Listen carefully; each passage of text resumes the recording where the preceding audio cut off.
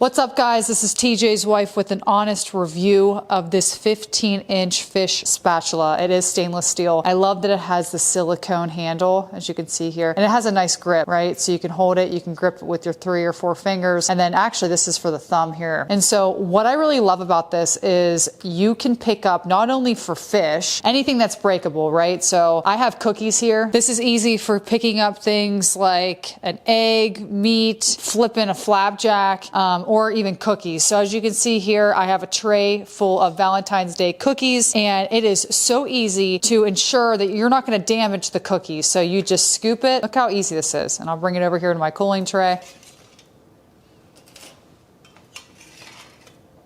It is so simple. It's seamless. Honestly, I love that about this. Super affordable price. I personally love this. It's easy to clean, and the stainless steel, this is going to be dishwasher safe, so you don't have to worry about that. It's perfect. I mean, for cutting, it's sharp on the edges there, so if you need to cut into your fish or meat, no problems. Highly recommend this product. Thanks so much for watching.